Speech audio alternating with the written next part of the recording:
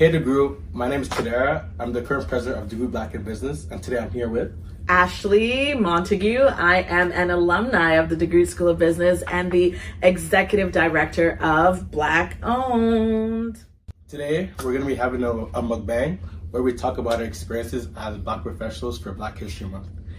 And we have wings from Wingtastic. Wingtastic has been one of our vendors at our pop-up markets for BLK Owned. So let's get into it. I think we have like a couple different flavors here. It's looking like sweet and spicy chili. We've got barbecue. We've got, what is that? Some garlic parmesan and spicy garlic parmesan. Hey, okay. And of course, yeah, fries. Fries are my favorite. Mm-hmm. Absolutely love fries. Potatoes, anything, you know? Boiled, baked, mashed, fried, sweet. All right. So, first up, what question do you have for me? So the first question I have for you is, what do you define community? Let's just start something simple. What's community? Mm-hmm. Oh, that is such an excellent question. Okay. For me, community is where you feel safe. Communities where you feel welcome. Where you're sharing in either similar experiences, situations, things that you enjoy.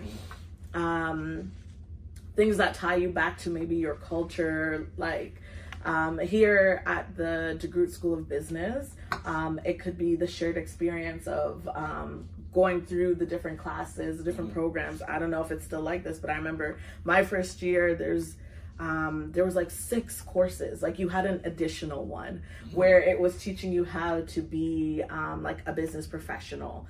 And I remembered like coming into the class and they were just like, look to your left, look to your right. One of you will make it to the stage on graduation day. And I said, whoa, you know, and it so said, so done.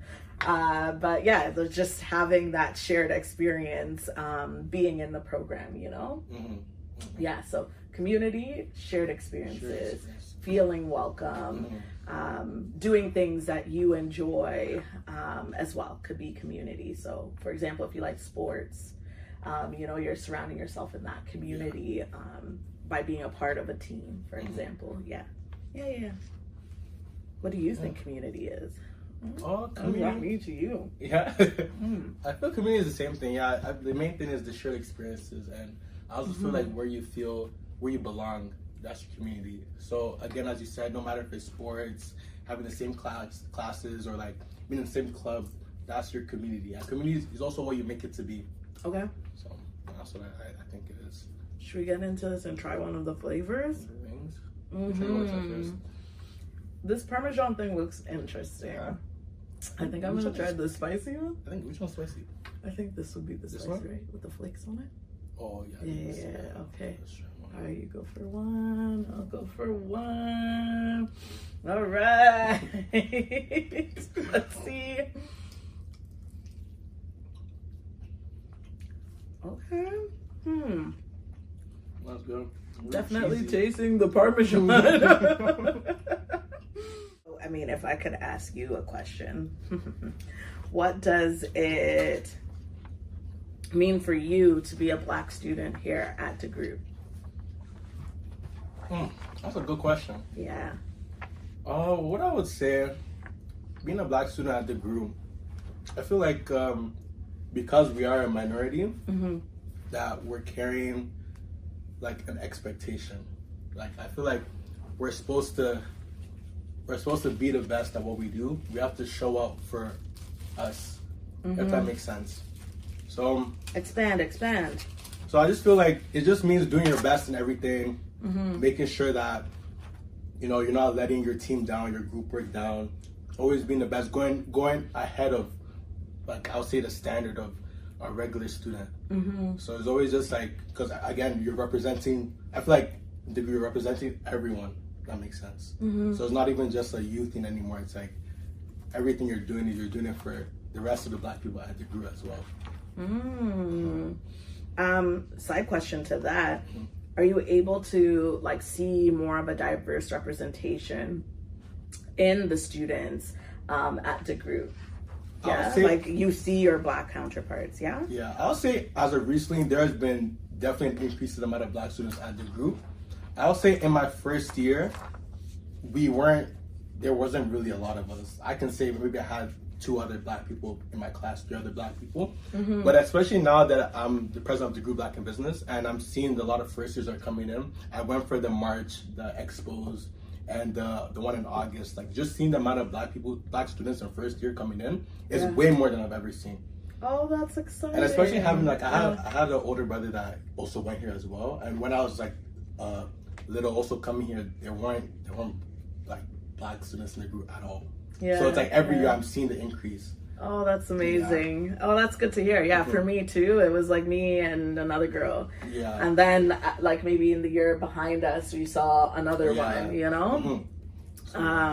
It's definitely increasing, That's really good, yeah. Try lemon pepper? Okay. Which one is that? This one. Ooh. All right, let's try the lemon pepper. I can taste lemon. I can taste the lemon in this lemon pepper. That's good. I think the dry rub is good. I think I like a dry rub. Yeah. I'm a dry rub girly. Okay, so the question I have for you is, what does the Black History Month mean to you as a female business owner in Hamilton? Excellent question. In general, I think that it's amazing that we have space to learn and gain an understanding of where we're coming from, not only as like Black people experiencing it, but like the community also, like the greater community also learning and understanding not only the contributions of Black folks here in Hamilton, across the country, across the world, but also seeing the impacts of like current leaders and the impacts of folks in community right now. For me in particular, because the organization that I lead is focusing in on the betterment of Black entrepreneurs, it almost feels like this month is overwhelming, if I may say so. I love it, and I love being out in community. I love engaging, but I almost feel like this energy needs to be always, so that we could spread out all this love that we're focusing and centering on in this month. Like we can spread this out throughout the rest of the year. Like it's not meant to just be only in this month, but it really does feel that way when we're in this month, that everything needs to be crammed into this month, and we need to attend this, do that. And so I would say being in my position, it can feel a little overwhelming. Good, but overwhelming. Yeah. I'm not sure if you can relate, considering that you are a leader within the school, and maybe the asks around you during this month might be a lot. I don't know. But you could tell me. Yeah, it's the same thing too. Like there's so many events, so many like conferences, so many so many things going on in such a short month.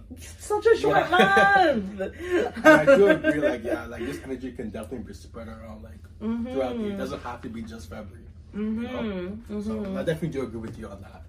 Okay, I got a question for you. Yeah. What do people assume about you before they get to know you? Great. I would say, honestly, I feel like sometimes people think I'm a bit more unserious than I actually am, I feel like sometimes I have a really, I like to smile a lot, I like to laugh. I feel like I have like a goofy personality. And sometimes people think I'm not serious when it comes to like schoolwork or like business or doing like, other things on the side. But I'm very serious. I'm very serious. Like, listen, I'm about my money and my education. So I just feel like you have to have a good balance. You have to laugh a lot. You have to smile a lot. You don't have to be always serious. You don't have to be so like extremely studious. Like I feel like you always have to keep a good balance. The question I have for you is: have you ever walked into a room and like felt like people in there thought you weren't supposed to be there, or like were surprised you were there?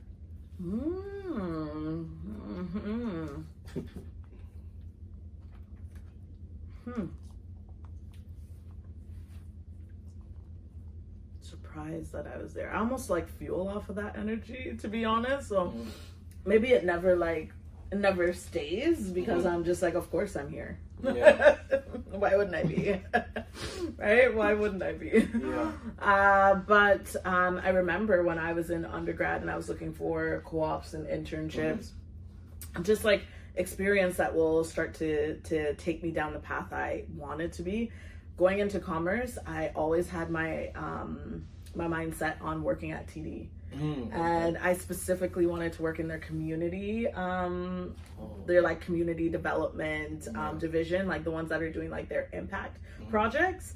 So it was always my goal. So I remember I went to the mall and, you know, the kiosk that does like the exchange rates and stuff.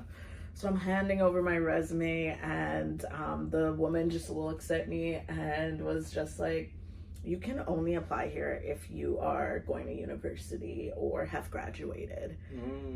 And I was just like, have you taken a look at my resume? Yeah. I wanted to be like, I'm pretty sure I'm more educated than you, so just relax. You know, so like, yeah, there are times when people are looking at you like, why are you here? What have you done? And especially in the world of entrepreneurship, and it may not be because of the color of my skin. It could be age. It could be, what do you know? You know, and you're coming in here offering me advice, or you're coming in here and advocating on behalf of others. What do you know? Yeah. You know, and what kind of impact can you have? And the thing is, we all can learn from each other. You know, that's how I see it. And just like how you might have a certain expertise here, I might have a certain expertise or the network to support and to create the change that we're hoping to see. So yeah. That's good. Yeah. Yeah, which one? Which one are we going for? You pick, I'll follow. I think that one's Cajun barbecue. Let's try the barbecue one. The barbecue one? Okay. I only like flats, honestly. Ooh. Oh, is this a drum? Yeah, well, I'll take the flats this time. Yeah. This looks good. This looks saucy. How do you like to eat your wings, though? Like, if we weren't on camera, are you leaving the meat on the bowl? Honestly, I don't like eating the cartilage. I don't know. I don't like crunchy. Like, I don't like the fact it's crunchy. What? The chicken wing is not done until everything is gone. Honestly, like, usually if I'm eating the flats, like, I don't know, you can like press it and just take all the meat off. Yeah. Just eat it like that. But honestly, I hate eating the cartilage. Like honestly, when I was younger, like, I would throw up if I even touched it. Like, it's so bad for me. I just feel like, watch, everything is soft and it's crunchy. You know what I'm saying? That's the best part. What advice would you give to a young Black woman who wants to start something, like, whether it's like entrepreneurship in Hamilton or just anything in general? Like, what advice would you have? Interesting. What are we starting? Let's just say a business. Let's just keep it simple. Okay.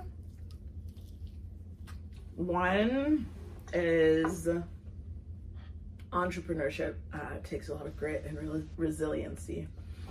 I know a lot of folks come into entrepreneurship with the idea of, I get to kind of create my own path, make my own hours, not have to sticking to this rigid 9 to 5, 8 to 4 schedule that we know of a typical type of working environment.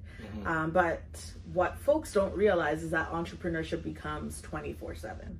And especially when it's your main source of income, it's like, what? Money is calling, you're answering, right? And it doesn't matter if you're on vacation or if you know, are are otherwise at home watching your Netflix. You see that thing ding, you're going to be like, it's time to package my product so I can ship it out and get the best review. And you know what I mean? So it takes great resiliency, and it's a lot more work than folks anticipate. So I think an advice I would give to someone starting up is to ensure that they're ready for that path that they're going to forge. Secondly, something that I am ever learning now is that failure is a must, and be prepared to fail forward, not fail and take that as a means to give up and close the door and call it quits. No. So many successful entrepreneurs that I've been around, that I'm seeing, that are in the game currently building, it's like, oh, I might launch an idea this way and it doesn't hit, it doesn't land. Doesn't mean that's it. What if it was just that specific way you market it? Or maybe you weren't actually targeting your right demographic. Or, oh, it might have been a bad investment, but what did I learn from this, and how can I apply it to the next thing that I'm going to do? So many people who are successful entrepreneurs, you'll hear stories of, oh, I've had like 4, 5, 6 failed businesses before I hit the one. Before I hit that one that was really good and really successful and bringing me to where I'm at today. So looking at it myself, not that I'm calling myself anything successful in this moment, but being able to build this nonprofit organization. And that's the thing too. A lot of people don't think nonprofit is a business, or isn't something you're developing like how you would develop a business. This is the longest I've ever been able to stick to one, like something in like a career sense. And so I'm proud of myself for that. We're going into 6 years with this. It takes the grit, and this is like my 4th thing that I'm trying. You know, this is the 4th thing that I'm trying, and I've took pieces here and there to be able to put it into this. And I think maybe a lot of people don't know that about me too. And it goes back to kind of your question on when you enter certain spaces, do people look at you and say, why are you here? You know, or do you feel that? And it's like, yeah, actually, I have a book that one of my friends and we wrote. Have we released it? No. You know, we started podcasting. We started our business. Did we go much further with that? No. But what we learned there around identifying your customers, and specifically writing out like what we assess that as, is that you need to create your own specific customer profile for each person that you're trying to target. She's taken that and replicated it into her successful businesses now. It's something that she does, you know what I mean? It's something that I can take and teach to business owners. It was what we learned from our mentors in trying to build that business. My sisters and we've started other nonprofit organizations in the past, and what does it take to host a good event and to fundraise and to get people behind something? You know, these are things that we've taken from that and applied it to what we're doing now. So yeah, hope that answers your question, young girl trying to start your own business. And I do like the point you brought up, like honestly, getting used to failure. I feel like that's a lot of things. Like even I'm trying to learn myself. Like in every failure, there's a lesson that can be learned, and you can use that and put it into whatever you're doing next, as you said. So that's a good point. I'm really like I'm trying to get on myself. Cajun. This one? Let's try this one. Yeah. Failure. Failing forward. And it's honestly something that I'm learning to. What? You like it? Good. All right. I try it. What's something that you wish non-Black people understood? Ooh. Whoa. Let's pick my brain a little bit. This one is deep. Okay. I'll say maybe like a bit with stereotyping. I just feel like just because somebody dresses a way or appears a way, maybe they do their hair a certain way, or like they like tattoos or something like that, or like you know, whatever. I just feel like that doesn't mean like a person is supposed to be one thing or act a certain way Like, they can have all those things and still be what they are. I don't want to use too many specifics right now, but I feel like that's something I wish non-Black people would know. But I also feel like that even, not only just non-Black people, I just feel like in our community as well. I feel like it's the same way. Just because somebody does certain things doesn't mean they're supposed to do one thing or act a certain way. Like, that's not, it's not a fair representation, I like to say. That's a good one. Good response. How about for you? What I wish they would know. Man, I have all this time to think. These fries are good. Right? The fries are good. I think if we put that into an air fryer and warm it up a little bit.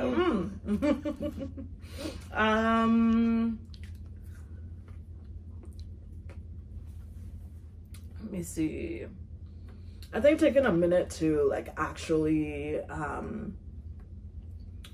would love for folks to be more educated and like taking it into their own hands to do so. Like, we aren't the ones to educate you, you know? Just like, you know, coming to McMaster and having the Indigenous Studies program here at McMaster, it opened my eyes up to the experiences of the Indigenous community, their religion, their way of life, their languages, and that's all because I took it upon myself to take some courses. Those were my electives while I was here at Mac, right? Now, understanding their community better, I can resonate with their experiences and maybe why they're fighting for certain things that they're fighting for, right? Or, you know, why the land means so much to them, right? So that was all my doing of going and learning. And a lot of times it feels that as a Black person in a certain position, that I may have the answers for all, or I should know all about the community and the experiences of my community members, but their experiences aren't my experiences. That's true. And just like how I would have to go and learn and research in order to bring that knowledge to someone else, they can do that too. You know? So yeah, that's one thing that I would wish, is that folks would take it upon themselves to learn. And that's what I think this month, this Black History Month, is encouraging us to do. It's a reminder of the fact that we need to understand what the history is and what folks have been through and the contributions, like I've said, because Black people contributed a lot. A lot of what we enjoy today is as a result of, you know, the contributions of Black people. And I don't think that is explicitly taught unless you go and do the research. The music that we listen to and love, Black musicians really influence a lot of genres, you know, that we listen to today. Just as simple as that, you know? Sure. Yeah. When did you become aware of your Blackness? Oh, when did I become aware of my Blackness? Honestly, probably moving to Canada. I did move here at a young age, so I would say Canada's home. Hamilton is home in particular. That's where we moved to when we came to Canada. But you know, my parents would tell me I would come home and I would want to be rid of my accent. So I'm Jamaican, and we have this like snack that we'd eat called bulla, and you eat it with cheese. And so like I came home one day and I was like, Mom, can I have some buller? Can I have some buller and cheese? And it's like, you know, I was probably recognizing at that young age that oh, I needed to sound and act a certain way in order to fit in. And that was like my life experience up until like grade 8, where I made the decision to go to a high school that was like far outside of my catchment area because I wanted to change, and I wanted to be in a high school that had people who looked like me. And that really changed my experience to ensure that I'm also comfortable in my skin and comfortable in doing the things that I want to do. I'm loud, and that's okay.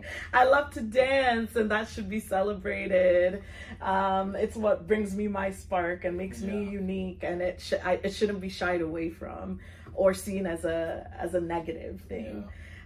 So yeah, I think I became really aware of my Blackness being in elementary school. Yeah. Honestly, I'll say the same thing for me as well. Like, I feel like elementary, you know, that's where you start to gain consciousness. I like to say, like, you realize a lot of things, and I'll say for the same for me. Like, growing up in Mississauga, like, and I went to like a French immersion school, so I could say within, I wouldn't even say my whole grade, I'll say within the whole school, there's probably maybe like 3 or 4 of us. So I'd say like, and then again with the food, it's like coming to school with cultural food, like, you know, I come to school with my jollof rice, you know, my stuff, and then I'm seeing people with the what's the Lunchables, and I'll go home, I'll be like begging my mom, like, give me a Lunchable, and I eat it, it's not even good. You know what I'm saying? I'm still hungry. So yeah, honestly, that's what I say the same for me, elementary, and then by the time I got to middle school, like, the same friends I have now, like the same black friends, are like the same friends I have since middle school. So I used to walk to school together, and then like we built that bond, like, friendship since then. So, and then high school, honestly, it wasn't even too much better. Like, I'll say maybe like in my grade there's like 15 of us. So can't complain, though. It's better than 3. Yeah. So the last question I have for you today is, do you ever feel pressure to represent like black people in general in Hamilton? There is that pressure, or maybe sometimes expectations. You're inviting to certain meetings as a representative of the community in that space, carrying that lens.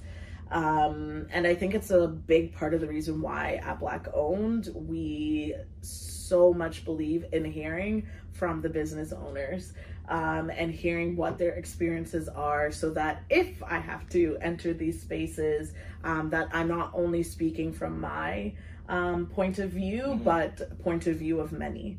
Because it is a lot to go in there and say, oh, but how do we reach the Black entrepreneurs with our program? You know, we've never known how to do that before. And I'm here like, they're there. No. But also learning now where Black entrepreneurs are busy networking or busy spending their time, I can now give that advice with the perspective of many and not just the perspective of Ashleigh. So I think it's so important for Black entrepreneurs to tap into us, to write us an email, to share your experiences, answer our surveys when we put them out, join the community platform, engage with us through that. There is so many times where you are entering into spaces hoping to contribute your point of view on what is happening at a community level. And I think also it's so important for community leaders to also be tapping in with each other. And that it doesn't need to be on one representative to speak for all, but if you're invited to the table, then maybe Ashleigh could come too, because she has this point of view. And maybe, you know, somebody over there can come too, because they have this point of view on that experience. And together we're more so representing a larger demographic rather than one lens, one perspective, and one set of experiences, right? So, yeah. That's true. So for you, a question that I had is, do you see yourself reflected in the curriculum here at DeGroote or through the professors that are teaching you in DeGroote? Honestly, I'm gonna just start with professors. Yeah. I'll say within the 3 years right now, I've never had a Black professor before. But honestly, like, to me, I'm not really too surprised because growing up, I don't think I've had maybe one black teacher my whole life. So I'll say like it's not something that really caught me off guard or shocked me. And within the curriculum, I would say, which one is that? Actually? It's a London one. Yeah. So I'll say within the curriculum, I'll say like maybe not through like textbooks or like the actual work we're being taught, but I'll do see my professors do their due diligence, and like within like class talks, we do encompass all like our races. It's not really one lens. So sometimes my person do talk about, okay, from this point of view or that point of view, and in that I'll say, yeah, I do feel represented. Okay, I like that. So let's try this one. Which one is this? I think it's the chili one. Sweet chili. I should try that one too. Yeah. About a year ago, I met a professor here at the DeGroote School of Business, Professor Zuga. We both sat on a panel, participated in a panel that was held at the Alumni House. And I was so shocked because I was like, what, a black professor at the DeGroote School of Business? Where were you? Where were you when I was here? So, FYI, find his class, take it. And he seemed really cool. To my knowledge, he's actually built businesses and contributed a lot in the business perspective. So maybe really cool to learn from and to hear 100%. About the impact he's been having throughout his life as well. Yeah. So there's this last one. Is what that was good. Yeah? That was good. Oh, okay. I think it was like a sweet chili or something. All right, we're going to try this last one here. Cheers. Cheers. I got it. Oh, oops. Okay, so let's finish off by saying being black is. Okay. Ooh. You gonna take it away or should I take it away? I think you should start this one. I can start this one. Okay. Being black is bold. I love that. Yeah, being black is bold. Already I'm standing out. So why not be bold with it? Bold with how we may express through our fashion, through our hair, bold. I've been embracing that. Like, look at my glasses. You know what I'm saying? We can't come outside simple. I embraced being bold through locking my hair, and regardless, like even culturally, being Jamaican, like it was kind of frowned upon at one point in time to have locks. And so stepping outside of that and living that through me, I think is being bold. Being bold to get our higher education, to be the best in the room. It's what we're taught. And I would say, yeah, step forward with that. Being black is being bold. Being bold, honestly, I do agree with that. Yeah. Ooh, that bold is a good one. I'll say, being black is powerful. Like, I just feel like there's so much that comes with being black, and you really make it like what you want it to be. So there's like you represent so much just by being you. So you really try and do your best, try and really show out for you, not only you again, but for your people. So that's why I feel like being black is being powerful. Okay. Thank you so much, DeGroote School of Business. Thank you for the wonderful food we have here. Yeah, shout out to Wingtastics, Mike from Wingtastics. Thank you so much. These fries were so good. We're about to go off camera so I can eat properly, not leave my bones like this. Not leave my bones like this.